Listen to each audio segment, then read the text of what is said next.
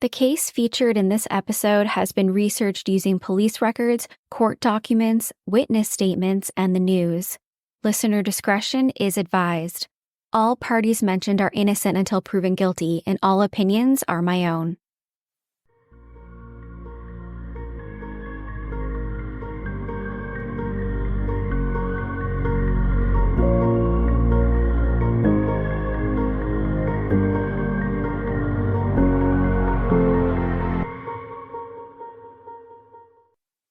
Hey everyone, my name is Nikki Young, and this is Serial Napper, the true crime podcast for naps. I'm back with another true crime story to lull you to sleep, or perhaps to give you nightmares. Tonight, we're talking about a crime that rocked the small village of Romeoville, Illinois. It was a quiet Sunday evening in September of 2023 when police pulled up to a quaint blue home on Concord Avenue. The neighborhood was calm and peaceful, but what they found inside was anything but. As officers moved through the dark, quiet house, their flashlights revealed overturned furniture, deceased pets, and something way worse. An entire family had been brutally murdered. Zoraida Bartolomei, her husband, Alberto Rolon, and their two young sons, Adriel and Diego, they were all found dead in their own home, executed in cold blood. At first, the police thought that it was a targeted home invasion. It certainly appeared so at first glance. Their belongings looked like they had been rummaged through, and there was spray paint on the walls. But as they dug deeper, they uncovered a twisted story that no one saw coming, one filled with manipulation, cartel ties, jealousy, and one of the most bizarre catfishing schemes you could imagine.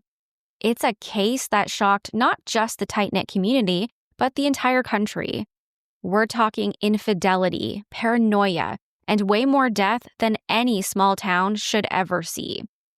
So, dim the lights, put your phone down, and listen as I dive into the disturbing and downright confusing story of the Bartolomei Rolon family murders, also known as the Romeoville family massacre. So let's jump right in. To truly grasp how a seemingly stable family ended up the victims of such brutal violence, we have to rewind the clock. This is a story rooted in manipulation, long brewing resentment, and decisions that would ultimately lead to tragedy. But before that, it was just a story of two families leading completely independent lives. No one had any idea how they would come crashing together in the deadliest way. The Bartolomei Rolon family seemed to have it all. After purchasing their home at 512 Concord Avenue in Romeoville about 5 months earlier that year in 2023, Zoraida Bartolomei and Alberto Rolon, they were building a life that many would admire. Alberto was thriving in his warehouse job where he had worked the last 6 years, and Zoraida had landed a solid gig working at Avanti Engineering. Their finances were stable. They had saved up enough for this home, and they had more to spare. And their two boys, Adriel and Diego, they were happy and healthy. From the outside, they were the picture of suburban success. But like so many seemingly perfect families, cracks started to show behind closed doors. Those closest to the couple knew that Alberto and Zoraida's marriage, it wasn't as solid as it appeared. According to Alberto's brother, the relationship had been strained for years, primarily held together by a shared commitment to their children. Zoraida had been unfaithful, and though Alberto knew about her affairs, he stayed with her for the sake of the boys. We hear about this happening in other cases that I've covered, and it never works out. I understand not wanting to raise your children in a broken home, but it's better than raising them in a dysfunctional one. While Zoraida had cheated several times before, one affair, however, would stand out, the one that would unravel everything. Zoraida began a relationship with a coworker from Avanti Engineering, a man named Nathaniel Huey Jr. She called him her soulmate and compared their relationship to Romeo and Juliet when confiding to her sister.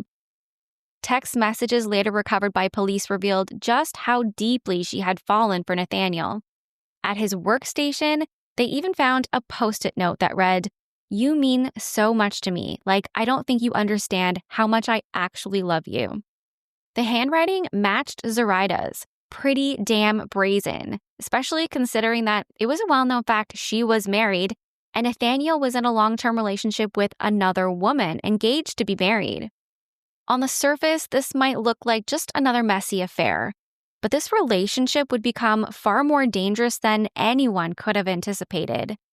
While the Bartolomei Rolon family was settling into their new life in Romeoville, another couple's story was slowly and tragically becoming intertwined with theirs. Nathaniel Huey Jr. and Ermelinda Paloma had been together since around 2015, and by 2023, they were engaged to be married. Their relationship didn't really make sense to most people who knew them. Ermelinda was described as a strong, independent woman, a mom of 5 and even a grandmother. After her own marriage fell apart, she focused on raising her kids alone and keeping them on the right track.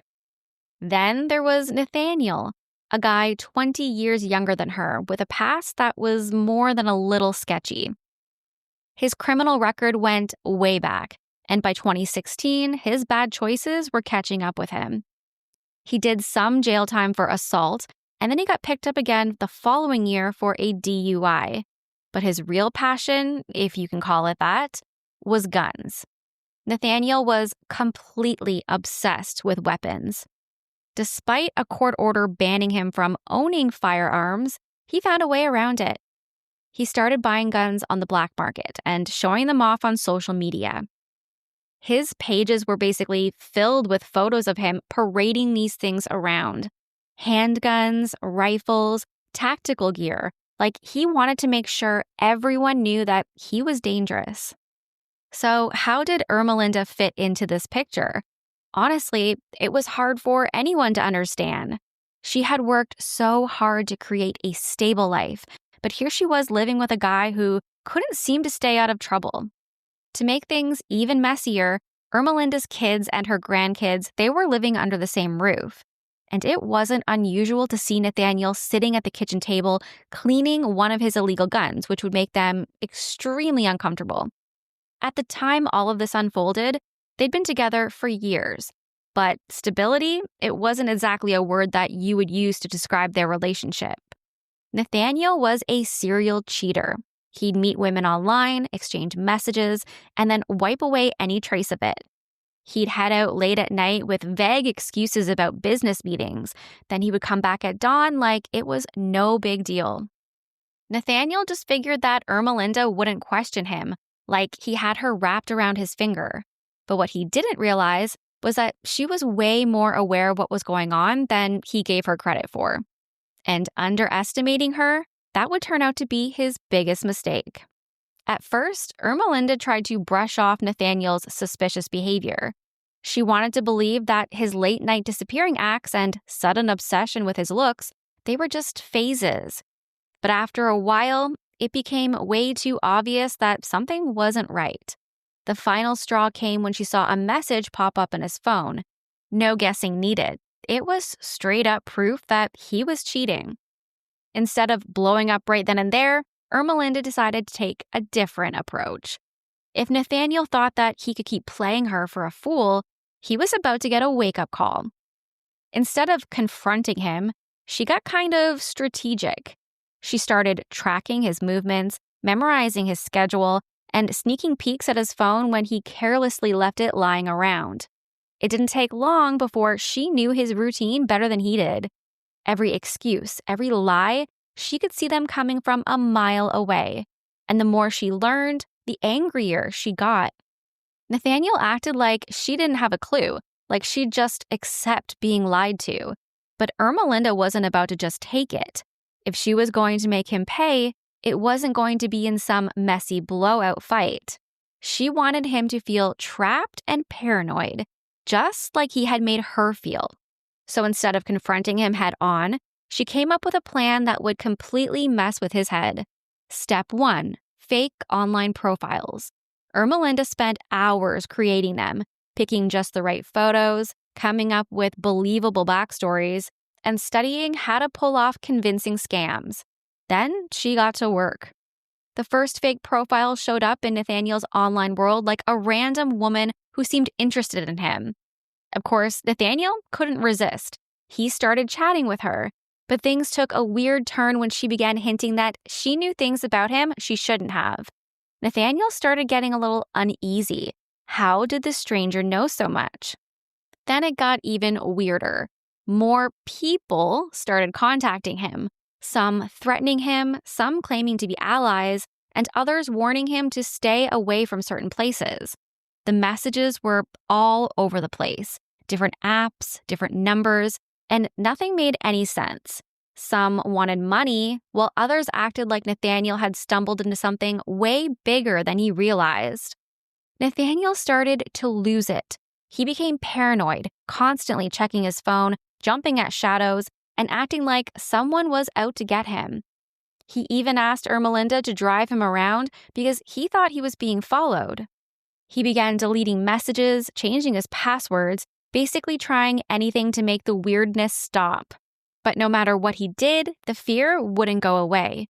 He felt like he was being hunted, and that was exactly what Ermelinda wanted. The best part, Nathaniel had no clue that the person behind it all was right there beside him the whole time, watching him fall apart. About a year after Ermelinda started messing with Nathaniel using those fake profiles, things took a new turn.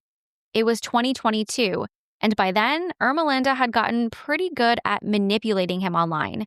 She'd convinced Nathaniel that he was being watched and even made him believe that he was somehow connected to the Mexican cartel. She'd use fake social media accounts and phone numbers to deliver messages that made it seem like some dangerous people were keeping tabs on him. And as weird as it sounds, she even used this whole fake cartel situation to her advantage, pushing Nathaniel to treat her better by making him think that these supposed cartel bosses, they didn't approve of how he was acting, how he was treating his fiancée. The whole thing was pretty twisted, but Ermelinda was fully committed to making Nathaniel squirm. But then something happened that made Ermelinda snap. She found out that Nathaniel was cheating again, and this time it wasn't just some random fling. This affair was with Zoraida Bartolomei, the married woman and mother that he worked with. Things between them seemed to be much deeper than the other trysts Nathaniel had had in the past. As far as Ermelinda was concerned, this wasn't just another one of Nathaniel's mistakes. This was the final straw.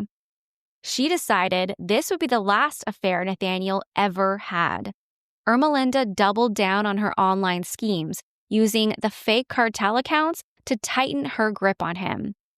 She started sending messages that made it sound like the cartel was pulling the strings, telling him where to be, how to act, and warning him that people were watching his every move. Nathaniel bought into it completely. He genuinely thought that he had been recruited to work for the cartel. To keep up the illusion, Ermelinda would drop hints about his routine, little details that made him think those cartel bosses, they had eyes on him everywhere. He couldn't shake the feeling that he was constantly being watched, and it was driving him crazy. The fear wasn't just about getting caught cheating anymore. Nathaniel was convinced that one wrong move, it could cost him his life. Ermelinda had successfully manipulated him into thinking that he was a part of something way bigger than himself, and that meant he couldn't just walk away or make his own choices. And it wasn't just Nathaniel Huey Jr. who started getting these weird messages. Before long, Zoraida Bartolomei, the woman he was having an affair with, and her husband, Alberto Rolon, they started getting them too. At first, it seemed kind of random and strange, like just weird anonymous texts. But by June 2023, things started to get way more personal and way more threatening. Zoraida began receiving messages that flat out warned her to stay away from Nathaniel. One even said that Nathaniel was about to get caught up in a murder investigation. Another accused her of putting her kids at risk just by being involved with him. It wasn't just vague stuff anymore. It was direct and it was intense. Zoraida wasn't about to just take it. She fired back saying, "You don't know anything about me as a mother or person." But that did not stop the messages. They kept coming, more aggressive and more accusatory. And then it wasn't just Zoraida. Her husband, Alberto, he started getting similar messages.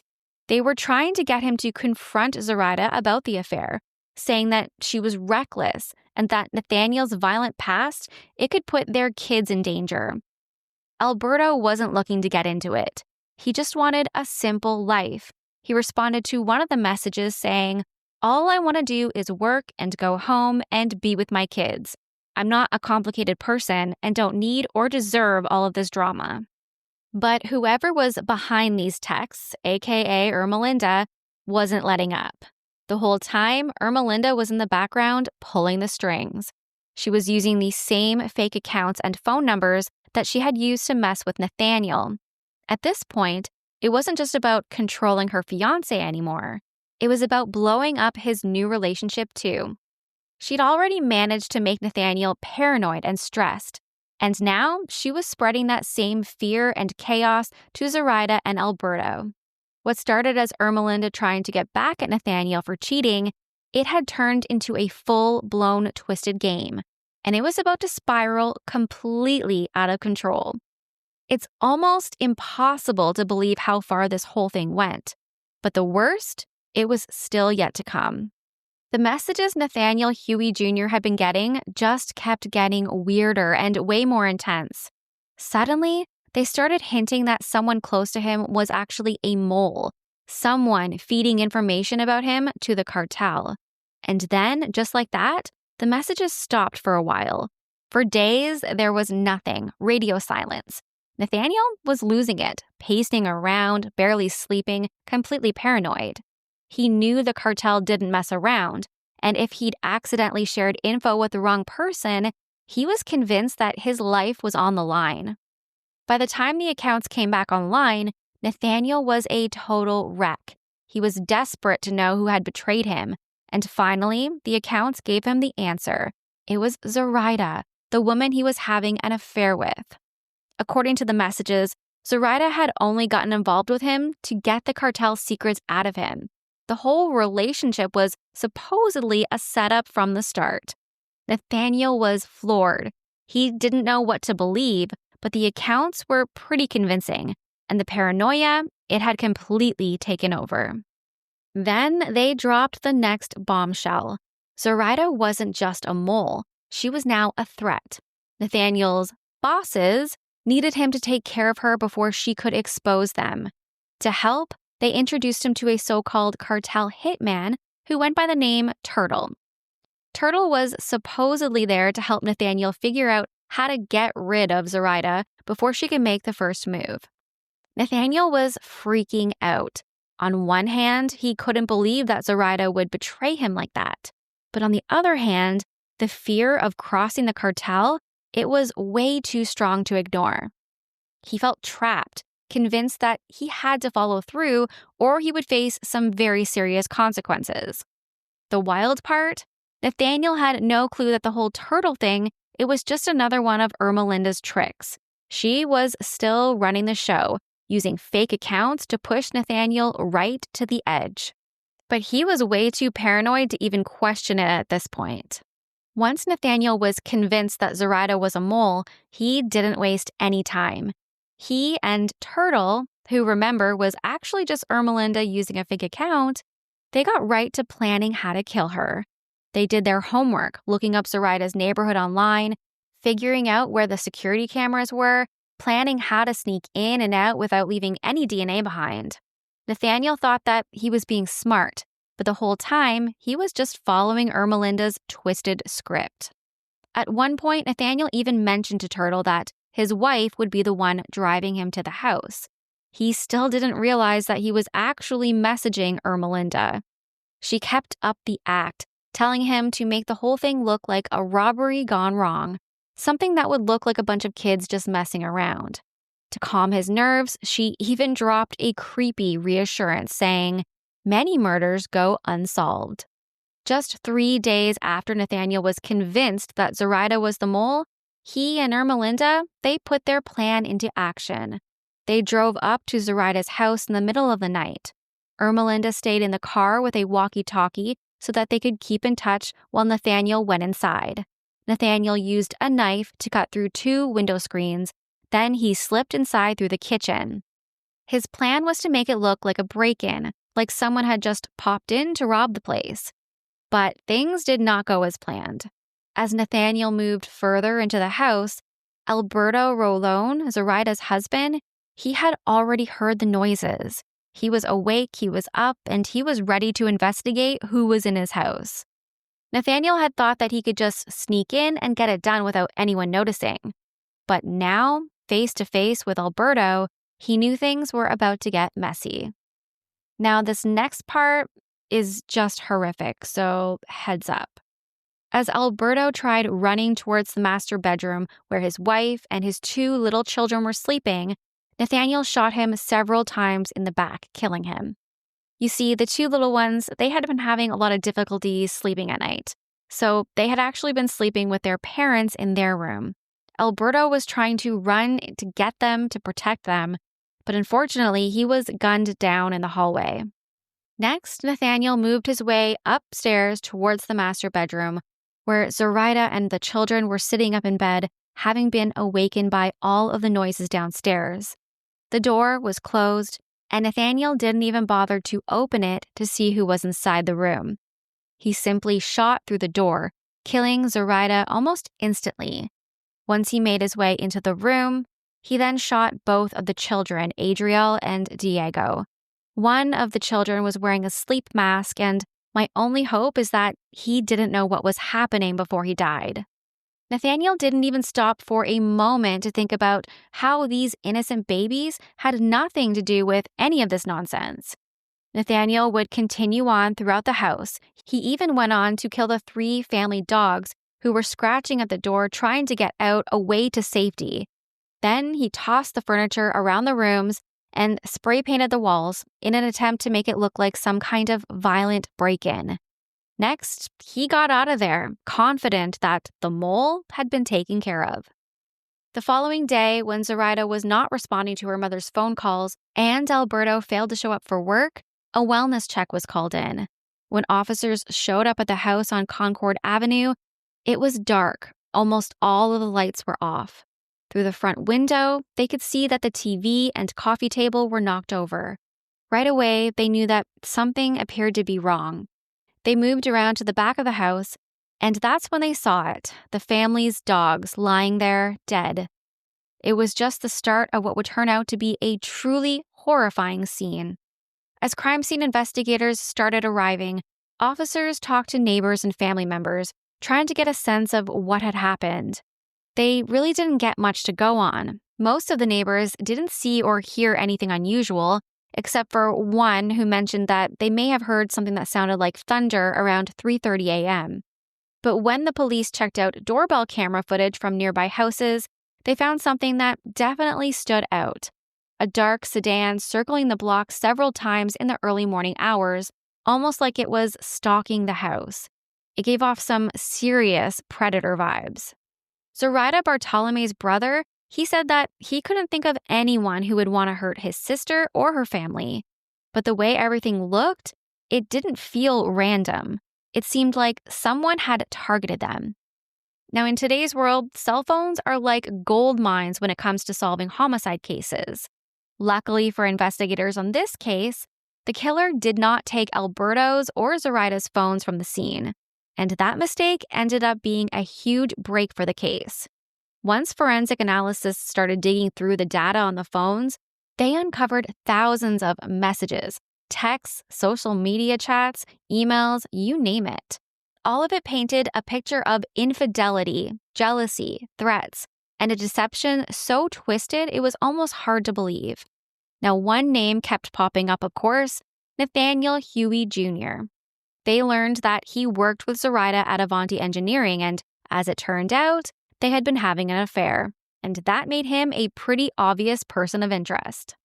Investigators also discovered some of those threatening messages that had been sent to both Alberto and Zoraida, threatening them to cut things off with Nathaniel.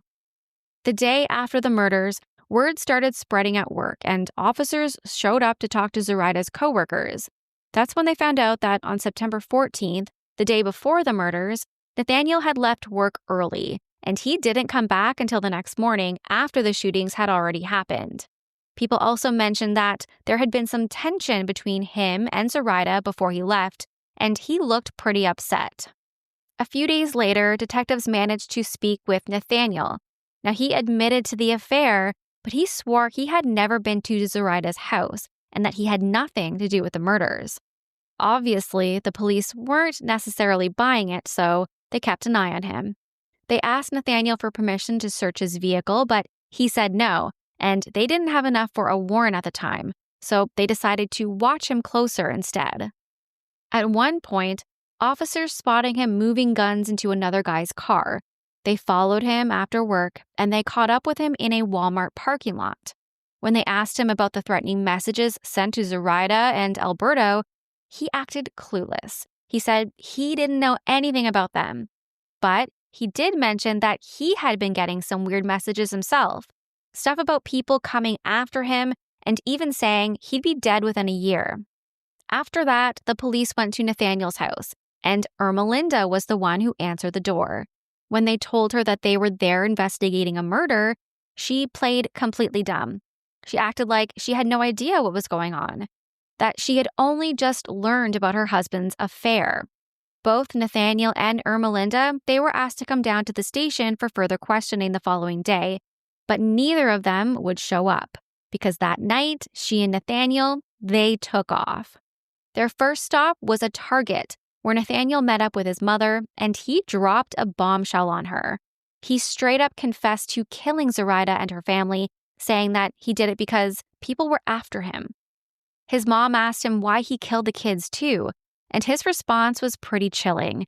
He said that they were, quote, better off dead than living without their parents. Shortly after that, Ermelinda's family reported her as missing, telling the police that they thought Nathaniel had taken her against her will. The police used surveillance footage to track them down to a Walmart in Oklahoma. Local police tried to confront them in the parking lot, but Nathaniel and Ermelinda, they managed to take off in their car, leading the police on a wild chase. But it didn't take long for the chase to end. Their car ended up crashing into the center divider on the highway. It was a huge mess of twisted metal and fire. The vehicle literally went up in flames. But that's when things got even darker. Even though they had both survived the crash, Nathaniel, he shot Ermelinda in the head, killing her instantly. Then he tried to shoot himself under the chin. That shot didn't work, so he fired again, this time killing himself. The chase was over, and with that, so was the opportunity to gain more insight into how all of this awful tragedy happened. When the dust finally settled and investigators started digging into the phones involved, they figured out the truth about Nathaniel's paranoia. It wasn't some cartel conspiracy. It was all orchestrated by Ermelinda, his fiancée. She'd been creating fake phone numbers and online personas since December of 2021, trying to convince Nathaniel that he was tangled up with a Mexican crime organization. Every threat, every fake warning, it all led back to her. It was a twisted plan that spun completely out of control, leaving a trail of devastation in its wake. The Romeoville family massacre is one of those cases that leaves you questioning just how far someone can be pushed by lies and manipulation. What started as a tangled web of secrets and betrayal spiraled into a horrific tragedy, one fueled by paranoia, jealousy, and a twisted obsession with control. Nathaniel Huey Jr. and Ermelinda Paloma's relationship, it was toxic from the start.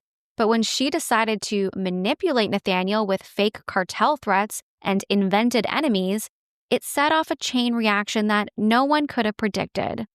But perhaps they should have. The senseless murders of Zoraida Bartolomei, Alberto Rolon, and their two young sons were the horrifying outcome of a plan so delusional, it almost sounds like fiction. What's truly chilling is just how easily paranoia can take hold when someone that you trust becomes your puppet master. In this case, a toxic relationship, an affair, and a web of deceit led to an unimaginable violence. It's a dark reminder that evil doesn't always come in the form of a stranger. It can grow from within a relationship fueled by fears and lies. That's it for me tonight. If you want to reach out, you can find me on Facebook at Serial Napper. You can find my audio on Apple or Spotify or wherever you listen to podcasts. I post all of my episodes in video format over on YouTube, so go check it out. And if you're watching on YouTube, I would love if you can give me a thumbs up and subscribe because every little bit helps. I'm also on Patreon. If you'd like to get your Serial Napper episodes early and ad-free for just $2 a month, hop on over and check out all the details at patreon.com/serialnapper. Until next time, sweet dreams, stay kind, especially in the comments. Bye.